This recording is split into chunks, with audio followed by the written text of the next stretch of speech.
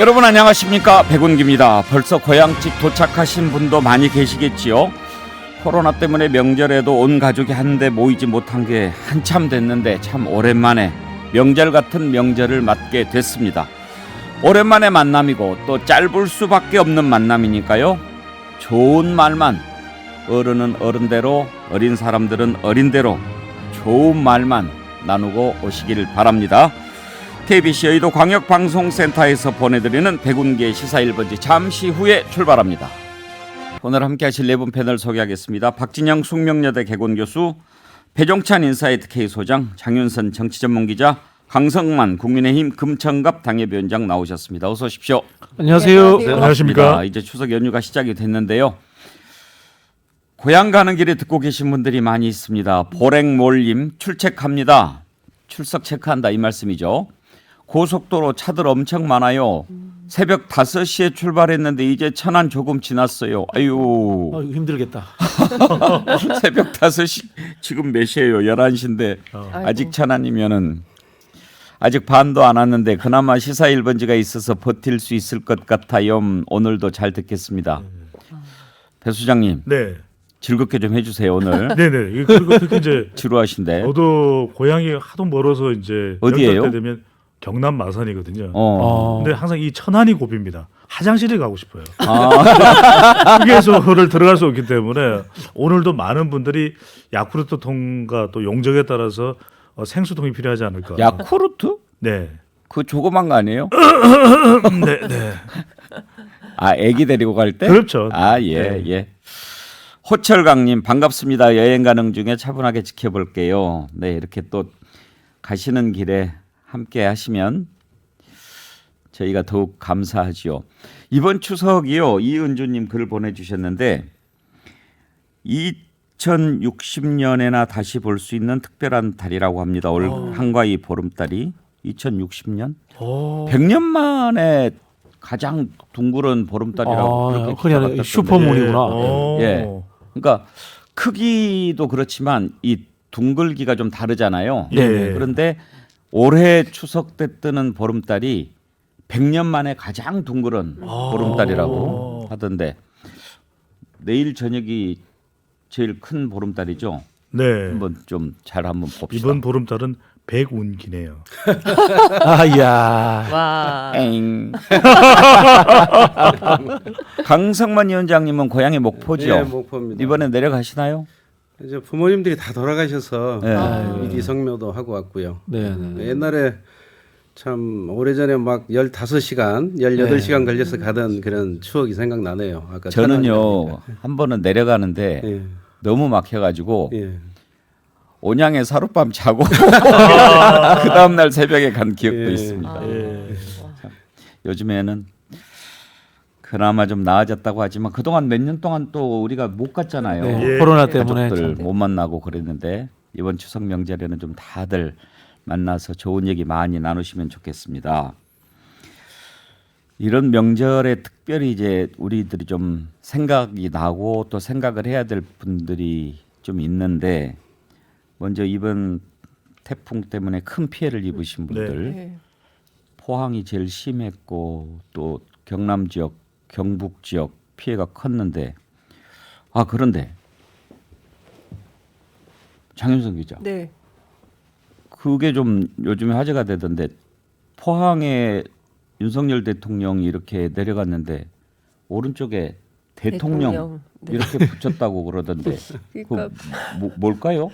그러니까 이제 그 소위 얘기하는 재난과 수해 뭐 이럴 때 그 착용하는 이른바 걸 뭐라고 민방위복. 민방위복. 네, 네. 민방위복이 원래 노란색이었는데 이것을 좀 새롭게 좀 세련되게 바꿔보자고 하자는 이제 여론이 있긴 했었습니다. 그래서 색깔을 바꿨는데 좀 원래 노란색이 더 밝고 눈에 띄는데 약간 수박색 그다음에 군청색 그래서 여러 가지 버전의 색깔들이 나오는 것 같아요. 오징어 게임 색깔이라고도 해요. 네, 그렇게도 부르고 있는데 이제 색깔만 바뀌고 디자인은 그대로인 것 같아서 뭘 바꿨냐 이거 바꾸는데 330억이나 들었냐 이 돈 다 어디다 썼냐 이런 국민 여론이 있고 그리고 대한민국 국민 가운데 윤석열 대통령 모르는 분 어디 있다고 이제 8회 대통령 뭐 군수 뭐 뭐 시장 뭐 굳이 그럴 필요가 있냐. 그러니까 예컨대 과거에 이 경기도청 시절에 이재명 지사가 뭐 명찰을 달아가지고 대민 서비스를 충실히 하자 뭐 이런 데서 아이디어를 착안한 건지는 모르겠지만 누가 팔에 붙어 있는 걸 보고 이렇게 할까? 제가 보기에는 조금 접근도 그렇고 또 좀 뭔가 좀 달라졌으면 오 괜찮다 이런 좀 세련돼졌다 이런 국민적 반응이 있어야 되는데 뭐야 왜 바꿨어 이런 비판이 있으니까 오히려 예산만 쓰고 차라리 그 돈 가지고 돌봄 예산 더 쓰지 뭐 이런 비판들이 나오는 것 같습니다. 강성만 위원장은 그 바꾼 거 어떻게 생각하세요? 코미디죠. 제가 봐도 그건 그 우리 장 기자님 말 맞다나 뭐 윤석열 대통령 모르는 국민이 누가 있다고 민방위 복에 뭐 이렇게 대통령 이렇게 써야 했는지 그건 아마 그 대통령을 모시는 분들이 좀 더 각성을 해야 될 것 같다. 제가 그 전에 탁현민 그 의전비서관 그분 지적이 이번에는 좀 맞는 것 같더라고요. 그 대통령의 그 홍보, PR 이런 거 굉장히 중요한데 조금 더 대통령실이 신경을 써야 되지 않을까 생각하고. 강성만 위원장님은 좀 편을 들어줄 줄 알았어. 편 안 들어줘. 아니 그 원래 민방위복 색깔이 노란 것은 눈에 이렇게 확 띄는 거니까 안전 개념에서 네네. 원래 유치원 통학 네, 통원 버스나 네네. 스쿨버스 다 이게 노란색인 이유가 그런 데 있는 거 아니에요? 네. 안전을 상징하는 색깔이니까. 네, 맞습니다. 그런데 그것을 그 수박색으로 바꾸고 그 바꾸는데 몇백억 꼭 들고 그러니까 이게 경기가 좋고 막 경제가 상황이 좋으면 그런 것을 뭐 한번 새롭게 해볼 수도 있는데 지금 뭐 다 어렵다는 거 아니에요? 네. 그런데 그렇죠. 취임하자마자 뭐 청와대 옮긴다고 돈 들지, 그다음에 관저 짓는다고 돈 들지, 뭐 이런 거 안 바꿔도 된 거 불효불급한 거 한다고 또 돈 들지, 그걸 보는 국민들이 좋아하겠어요? 이런 것도 대통령 지지율에 영향을 줄 수 있는 것이 앞서 이제 강성만 위원장께서도 집권자 여당의 지역 위원장이시지만 그런 말씀 하시는 건 뭐냐면 국민들이 봤을 때 이제 평균적인 국민을 생각하면 되는 거죠. 누군가 아이디어를 내서 그동안 너무 오랫동안 노란색 좀 칙칙하지 않았느냐 바꾸자 하더라도 아니 이게 우선순위가 아니다라고 누군가는 정리를 해줄 수 있어야 되는데 누구 그런 이야기들 많이 하잖아요. 우리가 명절날만 가족들이 모이면 야 이게 같은 값이면 일해놓고도 좀 칭찬들을 일을 해라라는 이야기처럼 참 이런 부분이 평균적인 국민들이 어떻게 생각할까? 누구의 정말 갑작스러운 의견이 아니라 그러면 지지율에도 상당히 보탬이 될 텐데 안타까운 일인 거죠. 그 점퍼가 녹색이잖아요. 녹색이 사실은 이제 군대 위장복 비슷한 색깔입니다. 우리 예전에 군대에 그런 비슷한 색깔 입었잖아요. 보통 노란색을 많이 쓰는 이유가 이제 명도가 제일 높거든요. 노란색이 제일 밝은 색입니다. 그다음에 파란색을 또 많이 쓰는 게 채도가 높아요. 근데 빨간색은 주목성이 높아요. 그래서 이제 삼원색을 유니폼이라든가 눈에 띄도록 많이 쓰는 게 보편화되어 있는 상식이에요. 근데 그런 부분에서 왜 눈에 안 띄는 색깔을 택했을까? 눈에 안 띄려고 하셨을까? 이런 생각도 듭니다. 지금 우리 애청자들께서도 반응이 비슷해요. 사모님 차라리 이마에 쓰든지 대통령을 그런 걸 보내주셨고요. 아이고. 정미연님 어깨에 대통령 나자가 빠졌네요. 나 대통령 그래야지. 아니 나사가 빠졌나? 나 대통령 완전 코미디죠. 정미연님 사모님 차라리 이마에 쓰든지 대통령 저를 매우 웃기게 해주셨습니다. 오늘 치킨 쿠폰 드리겠습니다.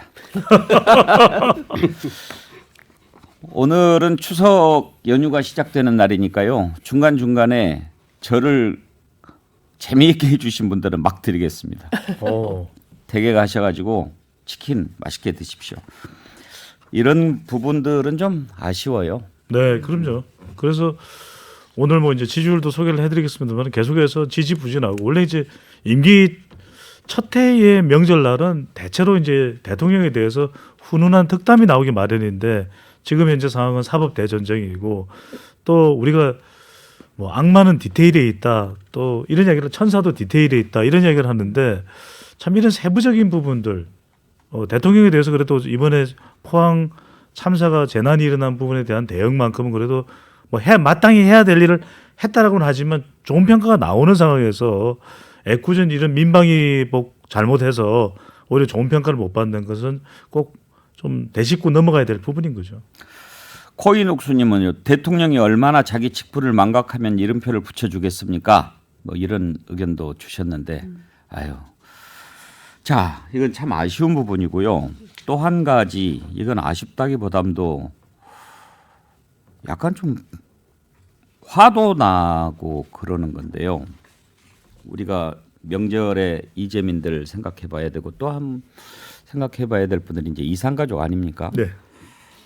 권영세 통일부 장관이 어제 남북 당국 간 회담을 북한에 공식 제의했는데 이산가족 해결하자. 당장 가능한 모든 방법을 활용해서 신속하고도 근본적인 대책을 마련해야 한다. 100번 지당한 말씀이죠. 근데 박진영 교수 지금 추석 아니에요? 네. 적어도 정부 당국자가 정부 장관이 이산가족과 관련해서 발표를 딱 할 정도면은 그동안에 저희들이 은밀하게 북한과 그렇죠. 접촉을 해온 바 이렇게 진전이 돼서 네. 당장 이번 추석은 아니더라도 올해가 가기 전에 또는 내년 설 명절에 완전 파격적인 형식으로 이산가족 회담을 갖기로 했습니다. 이래야지 지금 남북관계 윤석열 정부 들어서서 꽉 막혀 있는 것 다 아는데 북한에다 대고 이런 회담 제의하면 그게 회담 제의라고 북한이 받아들일까요? 그러니까요. 지금 권영세 장관이 하신 거는 내가 통일부 장관이니까 통일부 장관 아래 자리에 앉아 있으니까 이 정도 말은 꺼내야 되지 않겠느냐라는 수준의 그냥 거칠애입니다. 거칠애. 흔히 하는 말로. 이걸 듣는 이산가족들 심정이 어떨까요? 그래서 사실 뭐 말씀하셨지만 과거에 이제 명절 때 이산가족이라든가 또는 이런 것들이 사전에 조율돼 가지고 많은 진행이 됐습니다. 특히 이제 남북 문제라든가 외교 문제를 진행을 할 때는 오픈돼서 메시지가 나오는 것은 이미 완결된 상황입니다. 우리 보통 이제 외교 보면은 성공리에 이루어졌다 그러면 그 밑에 얼마나 수많은 물밑 접촉들이 있었겠습니까? 그런 접촉이 전혀 없는 상태에서 이렇게 한다면은 북한과의 신뢰관계는 더 깨지고 말씀하신 것처럼 앞으로 우리 국민들도 통일부의 어떤 정책이라든가 어떤 발표도 믿지 않는다. 이거 역시 발표용 메시지 발표용 쇼구나 이렇게 생각할 수밖에 없어지는 겁니다. 강성만 위원장 말씀 좀 들어보고 싶어요. 글쎄요, 뭐 남북 관계는 그렇게 단편적으로 저는 볼 수 있는 게 아니고 과거에 우리가 수없이 북한에 뭐 돈도 주고 뭐 정상회담도 했지만 뭐 달라진 게 있었습니까? 그리고 북한의 핵무기만 더 늘어났지. 그래서 저는 뭐 이런 거 가지고 남북 관계를 이렇게 뭐 결론을 낼 수는 없고요. 뭐 권영수 장관이 통일부 장관이 된 지가 얼마 안 됐고 이제 업무 파악도 끝나고 지금이라도 제의해서 내년 구정 때라도 이산가족 상봉이 이루어진다면은 그건 저는 좋은 일이 아닌가, 바람직한 일이 아닌가 이렇게 생각합니다. 아니 당연한 말씀이라니까요. 네. 이산가족 회담 하면은 그럼요. 반대할 사람이 누가 있겠습니까? 그리고 지금 남아 있는 분도 별로 안 계세요, 사실. 그러면은 이제나 저제나 오매불만 기다리고 있는데 문재인 정부 때라도 좀 많이 할까 기대했는데 그때도 제대로 못했고 지금 이제 더 남북 관계가 멀어져 있는 상황 아니에요? 그러면은 그 관계 개선을 위한 노력이나 어떤 시도를 하는 것을 보여주지도 않았는데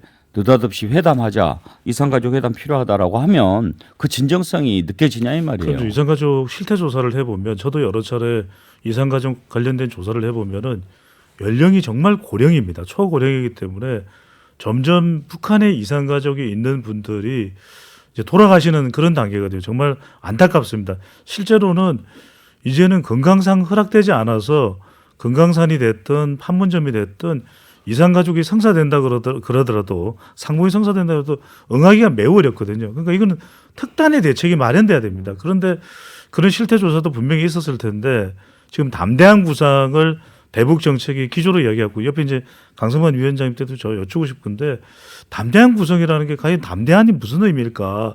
국민들은 남북 관계의 구체적인 진전이나 손에 잡히는 또 진전을 원하고 있거든. 한 걸음 아니든 반 걸음이라도 더 나갈 수. 이산가족 분들은요 뭔가 정말 남북 관계의 비핵화하고는 다른 차원으로 좀 다뤄져서 그분들이 돌아가시기 전에 저는 굳이 대면 접촉을 못하면 화상 이라도 상봉이 가능하도록 그런 게 사실 특단의 조치가 내려져야죠. 소피아 님이요. 뜬금없는 이산가족이요. 대통령과 야당 대표 사이 이산가족 상봉부터 하시죠. 여당 대표 사이. 그러니까 이준석 대표와 이산가족 상봉부터 하시라 이 말씀이군요. 사랑님 통일부 장관 겉만 멋들어 가지고 있는 모습이네요. 김빵님 내부에서만 욕먹지 이제 북한한테까지도 욕먹고 싶나요? 그러니까 지금 그러니까 뭐랄까요, 이렇게 그 정부 정책에서 뭔가를 하려면 충분한 준비를 거쳐서 이렇게 좀 국민들한테 신뢰받을 수 있는 정책을 내놔야 되는데, 윤석열 정부가 이제 시작부터 지금까지 한 100여일 지났지만 국민들에게 한 번도 그런 모습을 보여주질 못했습니다. 그렇기 때문에 이제 신뢰도가 계속 추락하고 있는 이 아주 굉장히 위험한 상황을 지나고 있는 것인데요. 사실 이 그 남북 관계를 어떻게 풀어야 되냐 두 트랙이 있습니다. 하나는 이제 핵 문제 굉장히 오래된 거고 이거 정치적으로 해결해야 되고, 사실은 남북 사이에 풀 수 없는 의제들이 있다는 거 이제 온 국민이 다 알지 않습니까? 그 때문에 우리는 늘 육자회담이라는 다자회담을 통해서 한반도 평화 체제의 기틀을 갖추기 위한 노력을 했어요. 근데 이제 윤석열 정부에서 이것을 갑자기 그 이제 미국 일극주의로 하면서 이제 태평양까지 무대를 넓혀버렸죠. 그래서 사실은 굉장히 판 자체가 흔들린 이런 상황이 돼버렸고요. 그리고 전쟁 때도 회담은 하잖아요. 그래서 사실은 인도주의적인 교류 협력이 계속 있어야 되는데 이게 많지 않았습니다. 그거 사실상 없었죠. 그러니까 북한 입장에서는 굉장히 느닷없는 거예요. 게다가 저 대통령실에 특별감찰관 임명하자 그러니까 국민의힘에서 뭐라 그랬냐면 북한 인권 대사를 임명하자고 했어요. 근데 근데 사실 이 문제는 굉장히 그 북한으로서는 대단히 예민하고 내정 간섭으로 받아들이기 때문에 이런 것들을 연계하면 사실 해결되기가 굉장히 어렵습니다. 당장 오늘 김정은 위원장이 뭐라 그랬냐면 미국이 노리는 것은 우리 정권의 붕괴다. 그렇기 때문에 절대로 핵을 포기할 수 없다. 이런 입장이 나왔습니다. 그러니까 결과적으로 이제 뜬금포가 된 것이고요. 근데 사실 그 제가 2005년도 금강산 때 이산가족 상봉 마지막으로 취재했었는데 그 현장에서 보면 어찌 보자면 정말 가슴이 아픕니다. 그러니까 가족들이 만나서 헤어질 때 그 버스에 이렇게 그 이제 손바닥을 대고 정말 통곡을 하시거든요.